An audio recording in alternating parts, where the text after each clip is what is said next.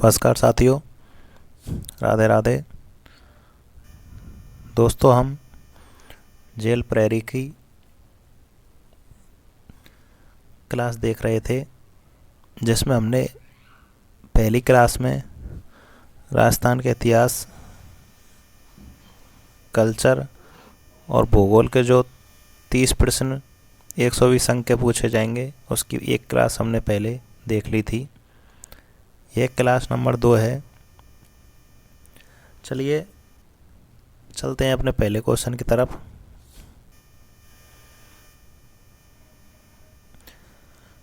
कालीबंगा में जुते हुए खेत के अवशेष किस दिशा में मिले हैं? ऑप्शन ए दक्षिण पूर्व, ऑप्शन बी उत्तर पूर्व, ऑप्शन सी उत्तर पश्चिम, ऑप्शन डी दक्षिण पश्चिम। तो देखिए, इसका सही आंसर होगा ऑप्शन नंबर ए दक्षिण पश्चिम।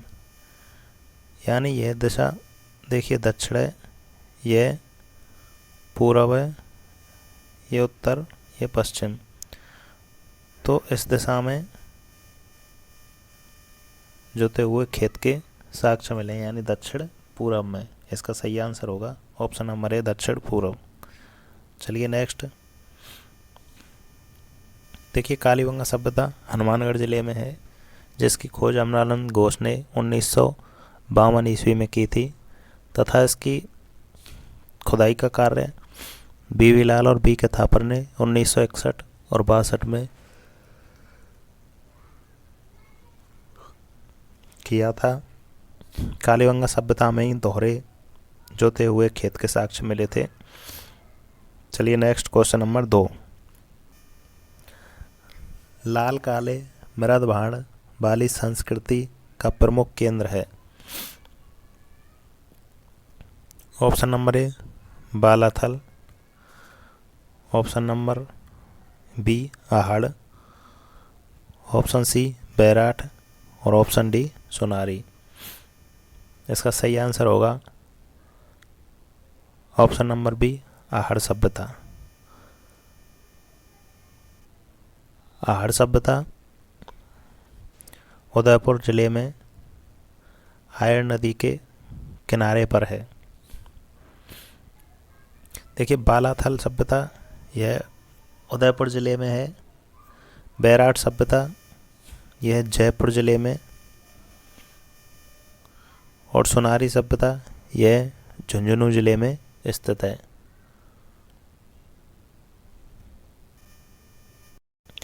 आहड़ सभ्यता की खोज 1953 में अक्षय कीर्ति व्यास ने तथा रतन चंद्र अग्रवाल ने 1954 में की थी। चलिए नेक्स्ट क्वेश्चन नंबर 3। गोसुंडा का शिलालेख कहाँ स्थित है? ऑप्शन नंबर ए बारां में, ऑप्शन नंबर बी भीलवाड़ा में, ऑप्शन सी चित्तौड़गढ़ में और ऑप्शन डी अजमेर में। इसका सही आंसर हो जाएगा ऑप्शन नंबर सी। गोसुंडा का अभिलेख चित्तौड़गढ़ जिले से मिला है। यह अभिलेख संस्कृत भाषा में, यानी यदि इसकी भाषा पूछी जाए तो संस्कृत, और लिपि पूछी जाए तो लिपि हो जाएगी इसकी ब्राह्मणी। ये दोनों क्वेश्चन मोस्ट हैं। इसमें यह पूछा जाता है कि गोसुंडा का अभिलेख किस भाषा में लिखा हुआ है, तो संस्कृत। यदि लिपि पूछी जाए तो ब्राह्मणी लिपि। गोसुंडा के अभिलेख को सर्वप्रथम डी.आर. भंडारकर के द्वारा पढ़ा गया था। यह राजस्थान में वैष्णव संप्रदाय से संबंधित सर्वाधिक प्राचीन अभिलेख है। चलिए नेक्स्ट क्वेश्चन नंबर 4। अढ़ाई दिन का झोपड़ा या तत्कालीन संस्कृत पाठशाला का निर्माण किसने करवाया था? ऑप्शन ए अजय राज ने, option B Prithviraj, option C Vigraharaj चतुर्थ, ऑप्शन सी कानड़देव। तो इसका सही आंसर हो जाएगा ऑप्शन सी विग्रहराज चतुर्थ। चलिए नेक्स्ट क्वेश्चन नंबर 5।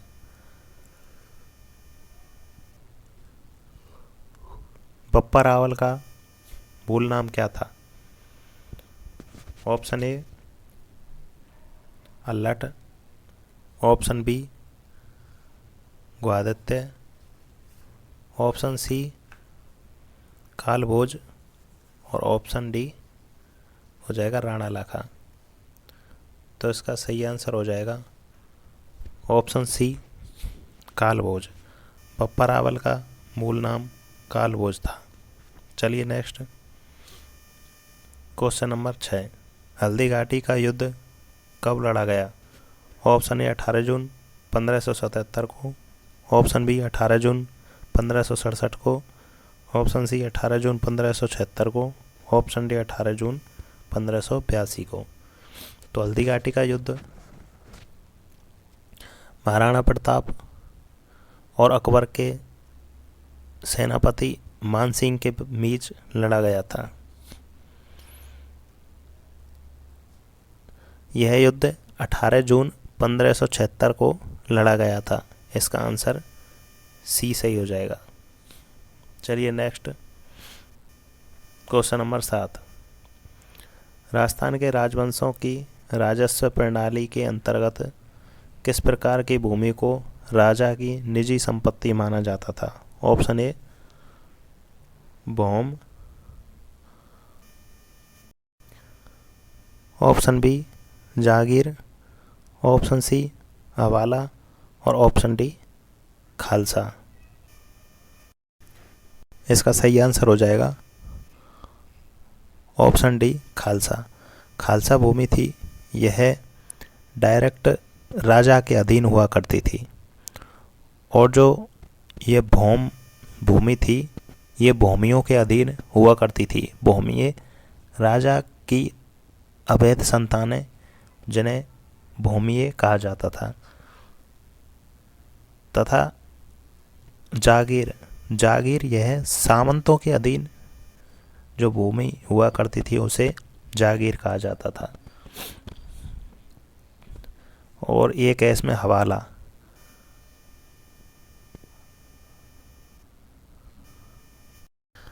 चलिए next question number 8। Rajputana agency की स्थापना खालिस्तान में और खालिस्तान में हुई। Option A 1885 Nagaur, option B option A हो जाएगा 1835 Nagaur, option B 1830 Jodhpur, option C 1829 Jaipur और ऑप्शन डी 1832 अजमेर। तो राजपूताना एजेंसी की स्थापना 1832 में अजमेर में हुई थी। इसका ऑप्शन डी सही हो जाएगा। चलिए next question number 9। Dungarji Jawahar किस जिले के थे? Option A Jaipur, option B Jodhpur, option C Sikar, option D Ajmer. तो डूंगरजी और जवाहर सीकर जिले के थे। इन्होंने 1857 की क्रांति में जो पैसे वाले लोग थे उनके धन को लूटकर गरीबों में बांटने का यह कार्य किया करते थे। चलिए नेक्स्ट क्वेश्चन नंबर 10 देखें। सागरमल गोपा को राजद्रोही के आरोप में कितने वर्ष की कठोर कारावास की सजा हुई थी? Option A 12, option B 20, option C 6 और ऑप्शन डी आजीवन। तो इसका सही आंसर हो जाएगा ऑप्शन सी 6 वर्ष। सागरमल गोपा को राजद्रोही के आरोप में 6 साल की कारावास की सजा हुई थी। सागरमल गोपा का संबंध जैसलमेर जिले से है। आपसे पूछा जाएगा कि सागरमल गोपा का संबंध किस प्रजामंडल आंदोलन से है, तो उसका सही आंसर होगा जैसलमेर। चलिए नेक्स्ट क्वेश्चन नंबर 11। देखिए, सागरमल गोपा थे, ये जैसलमेर के जो तात्कालिक महाराजा जवाहर सिंह थे, उनका इन्होंने विद्रोह किया था, जिसके लिए जवाहर सिंह ने इन्हें 6 वर्ष की कारागार की जेल की, जिसके तहत इनको जेल में ही अमानवीय यातनाएं देकर मिट्टी का तेल छिड़ककर इन्हें जिंदा जला दिया गया था। इन्होंने आज़ादी के दीवाने व जैसलमेर का गुंडा राज नामक पुस्तकें लिखी थी। तो सागरमल गोपा जी को 6 वर्ष की जेल हुई थी। चलिए नेक्स्ट क्वेश्चन नंबर 11 देखें। राजस्थान का प्रथम प्रजामंडल था। Option A Jaipur, option B Marwar, option C Mewar और ऑप्शन डी हो जाएगा भरतपुर। तो इसका सही आंसर होगा राजस्थान का प्रथम प्रजामंडल आंदोलन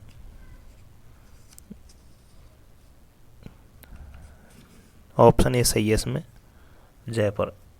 यानी राजस्थान का प्रथम प्रजामंडल जयपुर था।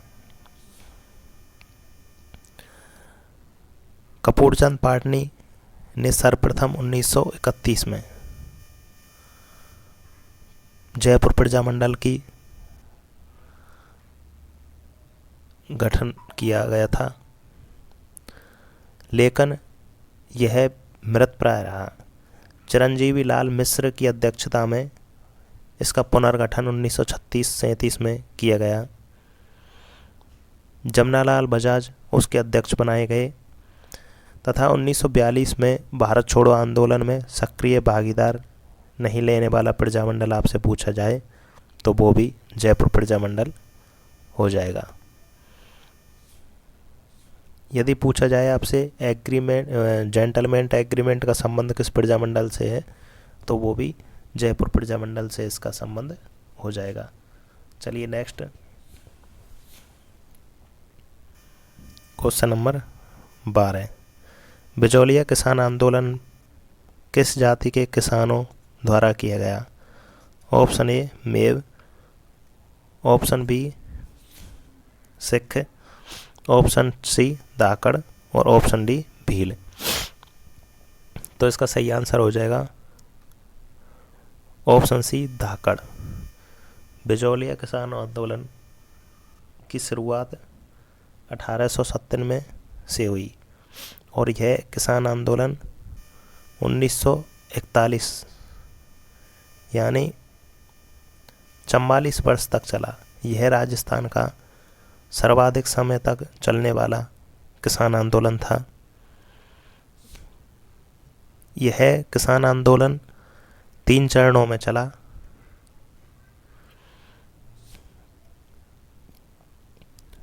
और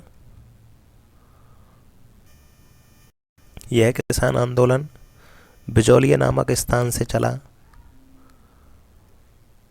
बिजौलिया ठिकाने के संस्थापक अशोक परमार थे। अशोक परमार। अशोक परमार अपने मूल स्थान जगनेर से राणा सांगा की सेवा में चित्तौड़ आए थे। चलिए नेक्स्ट क्वेश्चन नंबर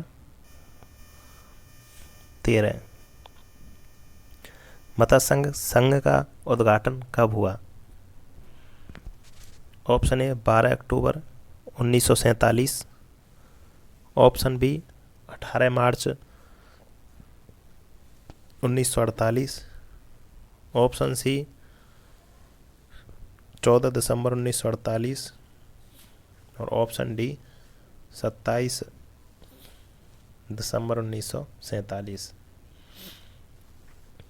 तो मत्स्य संघ का उद्घाटन 18 मार्च 1948 को हुआ था। ये दोस्तों राजस्थान के एकीकरण से पूछा गया क्वेश्चन है। इसका ऑप्शन बी सही हो जाएगा। राजस्थान का एकीकरण 7 चरणों में हुआ था। एकीकरण से पूर्व राजस्थान में 19 रियासतें, 3 ठिकाने और 1 केंद्र शासित प्रदेश हुआ करता था। चलिए नेक्स्ट क्वेश्चन नंबर 14। धानबंद दुर्ग खालिस्तान के बीच स्थित होते हैं। ऑप्शन ए जंगल, ऑप्शन बी रेगिस्तान, ऑप्शन सी जल और ऑप्शन डी पहाड़ियाँ। धानबंद दुर्ग रेगिस्तान के मध्य स्थित दुर्ग होते हैं। इसका ऑप्शन बी सही हो जाएगा। ऐसे दुर्ग जो रेगिस्तान में बने हुए होते हैं उन्हें धानबंद दुर्ग की श्रेणी में रखा जाता है।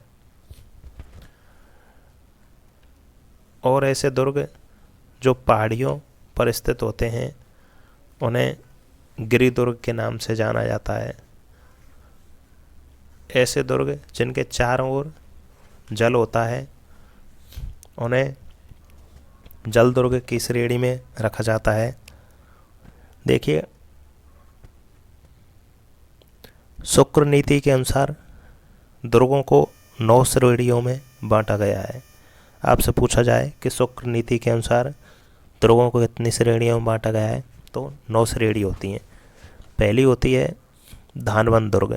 धानबंद दुर्ग वे होते हैं जो मरुस्थल में स्थित होते हैं, जैसे सोनारगढ़ हो गया जैसलमेर का, जूनागढ़ हो गया बीकानेर का, ये सब धानबंद दुर्ग की श्रेणी में आते हैं। दूसरे होते हैं एरन दुर्ग। एरन दुर्ग उन्हें कहा जाता है जो खाई, कांटों तथा कठोर पत्थरों से निर्मित होते हैं, जैसे रणथंभौर का दुर्ग हो गया, चित्तौड़ का दुर्ग हो गया, ये सब। गिरि दुर्ग होते हैं तीसरे।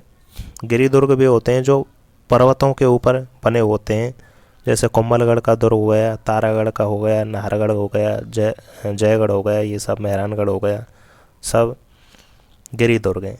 मैदानी दुर्ग अगले होते हैं मैदानी दुर्ग। ये दुर्ग ऐसे होते हैं जो मैदानों पर बने होते हैं, जैसे लोहागढ़ का दुर्ग हो गया, जूनागढ़ का दुर्ग हो गया, ये सब मैदानी दुर्ग के श्रेणी में आते हैं। अगला है औदक दुर्ग। औदक दुर्ग जिन्हें जल दुर्ग कहा जाता है, जिसके चारों ओर जल भरा होता है, उन्हें औदक दुर्ग या जल दुर्ग कहा जाता है। जैसे गागरोन दुर्ग हो गया जो झालावाड़ में स्थित है, भैंसरोड़गढ़ दुर्ग हो गया जो चित्तौड़गढ़ में स्थित है। अगला है वन दुर्ग। वन दुर्ग वे दुर्ग होते हैं जिनके चारों ओर बीहड़ या वन होते हैं, जैसे सिवाना का दुर्ग हो गया, वन दुर्ग की श्रेणी में आते हैं। अगला है पारेख। एक होता है पारेख और एक होता है पारध। पारेख दुर्ग वे होते हैं, इसमें खारा है यानी जिसके चारों ओर गहरी खाई हो।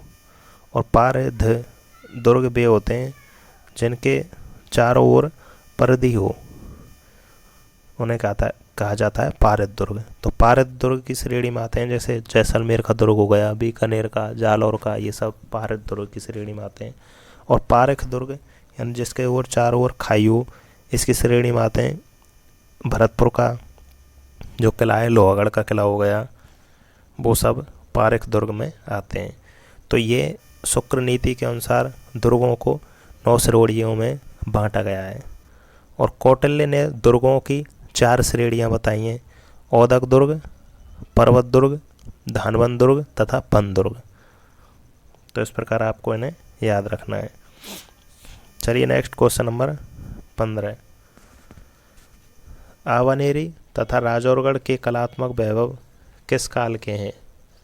Option A Gurjara Pratihara, option number B Chauhan, option number C Gohil और ऑप्शन नंबर डी हो जाएगा राठौर। तो आवानेरी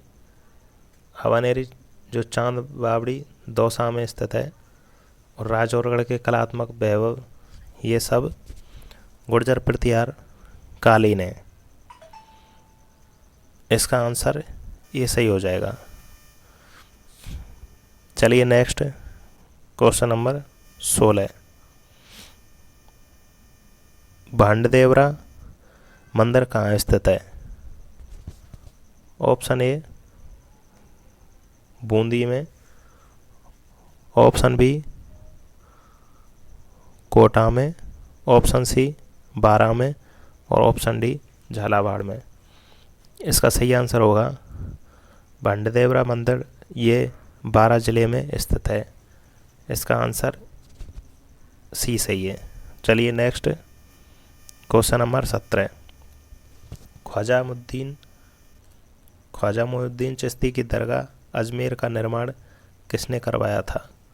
ऑप्शन ए गयासुद्दीन खिलजी ने, ऑप्शन बी शाहजहाँ ने, ऑप्शन सी कुतुबुद्दीन ऐबक ने और ऑप्शन डी हो जाएगा इल्तुतमिश ने।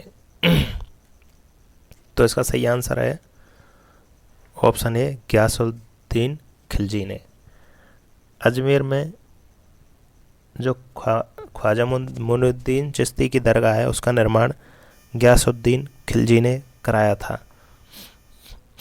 इसका ऑप्शन ए सही हो जाएगा। देखिए यहाँ पर दो देग रखी हुई हैं, एक का नाम है बड़ी देग और एक के नाम है छोटी देग। यदि आपसे ये पूछे कि यहाँ पर बड़ी देग किसने भेंट की और छोटी देग किसने भेंट की, तो बड़ी देग तो अकबर ने भेंट की थी, उसका आंसर हो जाएगा अकबर। और छोटी देग का आंसर होगा जहांगीर। यह है अकबर के बेटे जहांगीर ने भेंट की थी। चलिए नेक्स्ट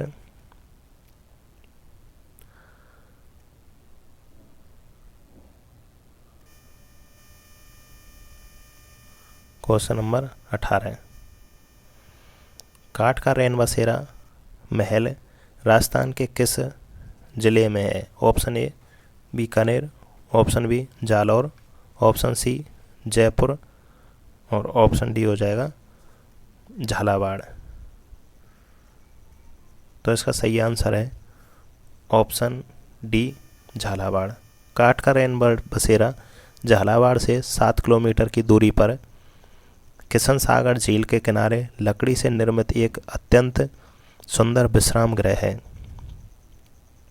यह देहरादून की वन शोध संस्थान द्वारा निर्मित किया गया था, जिसे झालावाड़ के तत्कालीन महाराजा 1936 में लखनऊ की एक उद्योग प्रदर्शनी में से खरीद कर लाए थे। चलिए नेक्स्ट, काठ का रैन बसेरा आपसे पूछा जाए तो इसका आंसर हो जाएगा झालावाड़। चलिए नेक्स्ट क्वेश्चन नंबर 19। 84 खम्भों की छतरी कहाँ पर है? Option A Kota, option B Jhalawar, option C Bundi और ऑप्शन डी हो जाएगा जयपुर। तो इसका सही आंसर हो जाएगा ऑप्शन सी बूंदी। 84 खम्भों की छतरी बूंदी जिले में स्थित है। भगवान शिव को समर्पित यह छतरी, जिनका निर्माण महाराजा अनिरुद्ध के भ्राता देवा ने करवाया था।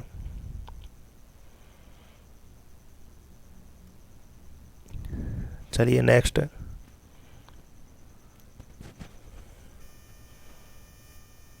Question number 20। पटवों की हवेली कहाँ स्थित है? ऑप्शन ए जोधपुर में, ऑप्शन बी जैसलमेर में, ऑप्शन सी उदयपुर में और ऑप्शन डी झुंझुनू में।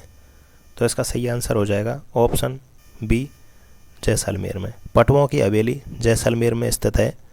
18वीं शताब्दी के उत्तरार्ध में जैसलमेर के एक व्यवसायी गुमान चंद पटवा, उसका नाम था गुमान चंद पटवा के 5 पुत्रों ने इस हवेली का निर्माण लगभग 50 वर्ष में पूर्ण करवाया था। आपसे पूछा जाए नथमल की हवेली कहाँ है, तो वो जैसलमेर में है, उसका निर्माण भी नथमल जी ने कराया था। सालिम सिंह की हवेली पूछी जाए तो वो भी जैसलमेर में हो जाएगी, उसका निर्माण सालिम सिंह ने कराया था। चलिए नेक्स्ट,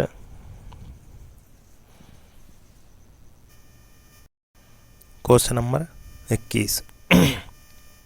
चांद बावड़ी आवानेरी किस जिले में स्थित है? Option A Bharatpur, option B Barmer, option C Dausa और ऑप्शन डी प्रतापगढ़। तो इसका सही आंसर हो जाएगा ऑप्शन सी दौसा। चांद बावड़ी आवानेरी नामक स्थान पर दौसा जिले में स्थित है। ये 9वीं शताब्दी में निर्मित इस बावड़ी का निर्माण महाराजा मयूरभोज ने करवाया था और उन्हीं के नाम पर इस बावड़ी का नाम चांद बावड़ी पड़ा।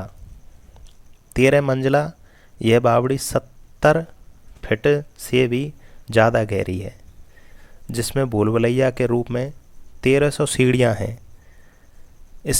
इसके ठीक सामने प्रसिद्ध हर्षद माता का मंदिर है। चांद बावड़ी के अंदर 3 और बनी आकर्षक सीढ़ियाँ इस तरह निर्मित की गई हैं कि इन्हें गिना नहीं जा सकता। यह बावड़ी अपने तिलस्म स्थापत्य के लिए विश्व में प्रसिद्ध है। तो चलिए, ये थी चांद बावड़ी जो कि दौसा जिले में स्थित है। नेक्स्ट चलें, क्वेश्चन नंबर 22। राजस्थानी चित्रकला का सबसे पहले वैज्ञानिक विभाजन किसने किया? ऑप्शन ए पंडित द्वारका प्रसाद ने, ऑप्शन बी आनंद कुमार स्वामी ने, ऑप्शन सी सौभाग्यमल ने और ऑप्शन डी हो जाएगा राय कृष्ण दास ने। इसका सही आंसर हो जाएगा ऑप्शन बी आनंद कुमार स्वामी ने। तो राजस्थानी चित्रकला को आनंद कुमार स्वामी ने राजपूत चित्रकला के नाम से प्रकाशन में लाए। 1916 में राजस्थानी चित्रकला का वैज्ञानिक विभाजन सर्वप्रथम आनंद कुमार स्वामी के द्वारा किया गया। इनकी पुस्तक का नाम था राजपूत पेंटिंग।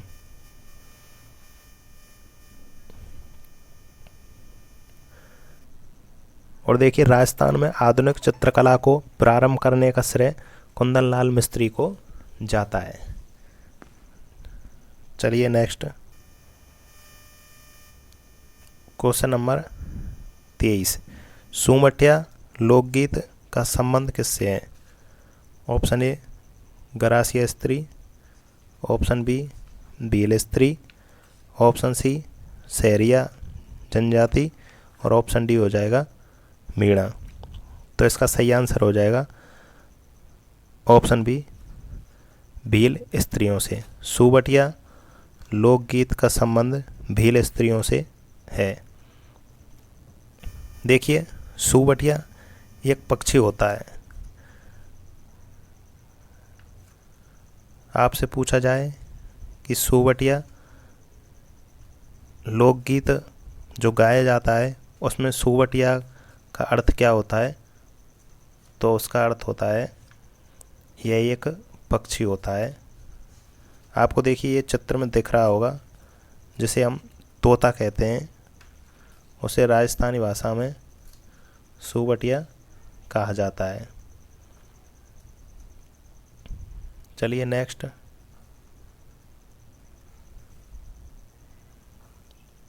ये सुबटिया गीत होता है, यह एक भ्रय गीत होता है। नेक्स्ट देखें, क्वेश्चन नंबर 24। मुंह के द्वारा बजाए जाने वाला वाद्य यंत्रों में निम्नलिखित में से कौन सा नहीं है? Option A algoza, option B satara, option C mashak और ऑप्शन डी रवाज। तो इसका सही आंसर हो जाएगा ऑप्शन डी, रबाज। रबाज मुंह के द्वारा नहीं बजाया जाता है। अलगोजा ये सुसिर होता है। सतारा ये मुंह से बजाया जाता है। मसक भी मुंह से बजाया जाता है। जबकि रबाज यह एक तत्वाद्य यंत्र होता है, यह मुंह से नहीं बजाया जाता है। यह आपको चित्र में दिख रहा होगा, यह रबाज का चित्र है। चलिए नेक्स्ट क्वेश्चन नंबर 25। किस त्योहार पर घूमर नृत्य का आयोजन किया जाता है? Option A Dussehra, option B Gangaur, option C Teej और ऑप्शन डी दीपावली। इसका सही आंसर हो जाएगा घूमर नृत्य का आयोजन गणगौर पर किया जाता है। इसका बी ऑप्शन सही है। चलिए नेक्स्ट क्वेश्चन नंबर 26। राजस्थान के किस शहर में होली के दौरान रम्मत का आयोजन किया जाता है? Option A Karauli, option B Jodhpur, option C Jaisalmer और ऑप्शन डी हो जाएगा इसमें बीकानेर। इसका सही आंसर होगा ऑप्शन डी बीकानेर। बीकानेर जिले में रम्मत लोकनाट्य का आयोजन किया जाता है होली के अवसर पर।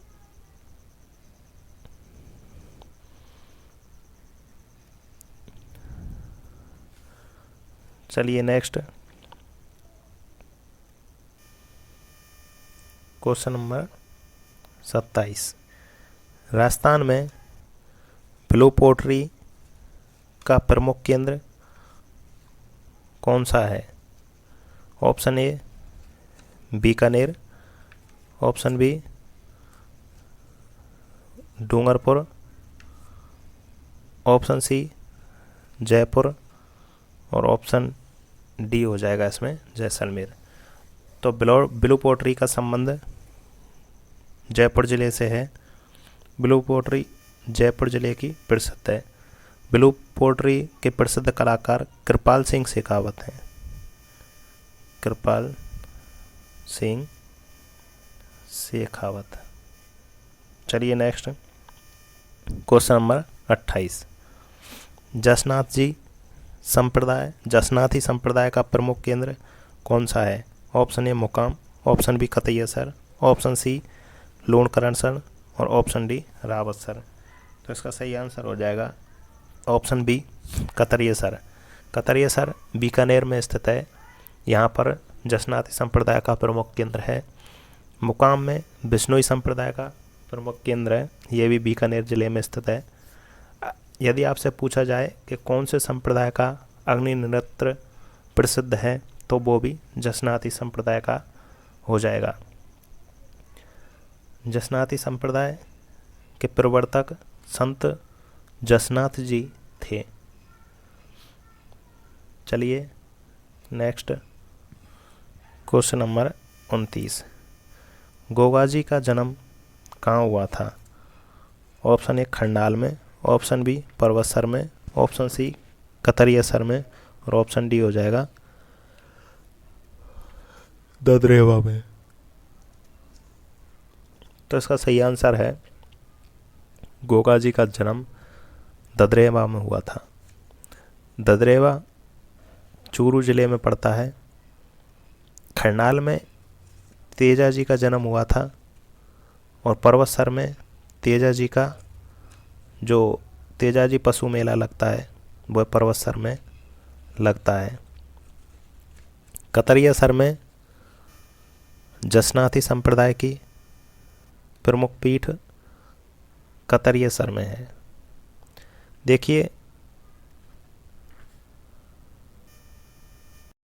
गोगा जी को झारपीर के नाम से जाना जाता था। गोगा जी ने महमूद गजनबी के साथ युद्ध लड़ा था और गोगा जी का मुख्य मंदिर ददरेवा चूरू में स्थित है और दूसरा मंदिर इनका नोहर हनुमानगढ़ में स्थित है। तो इसका सही आंसर हो जाएगा ददरेवा चूरू। चलिए नेक्स्ट क्वेश्चन नंबर 30 देखें। बादशाह मेला कहाँ पड़ता है? Option A Bharatpur, option B Dausa, option C Beawar, option D Kudki. तो बादशाह मेला ब्यावर में पड़ता है। इसका आंसर बी सही, सी सही हो जाएगा, ब्यावर। और ब्यावर वर्तमान में अजमेर ज़िले में है। तो दोस्तों ये आज के 30 क्वेश्चन थे। मैं उम्मीद करता हूँ आपको वीडियो बेहद पसंद आया होगा। यदि आपको वीडियो अच्छा लगा है तो आप अपने दोस्तों को इसे ज़्यादा से ज़्यादा शेयर करें। यदि आप चैनल पर नए हैं तो इसे सब्सक्राइब करें, क्योंकि हमारे यहाँ इस चैनल पर जो जेल प्रहरी का एग्ज़ाम है अप्रैल महीने में, उसकी क्लासें चल रही हैं। जो 55 नंबर का मैटर है, यानी 30 नंबर तो ये जिसमें राजस्थान की कला, संस्कृति, ज्योग्राफी और इतिहास से क्वेश्चन पूछे जाएंगे, और 25 क्वेश्चन वो जिसमें सामान्य विज्ञान, सामाजिक विज्ञान और करंट अफेयर से क्वेश्चन पूछे जाएंगे। उनकी रेगुलर क्लासें चल रही हैं, तो आप लगातार हमारे साथ बने रहें। धन्यवाद।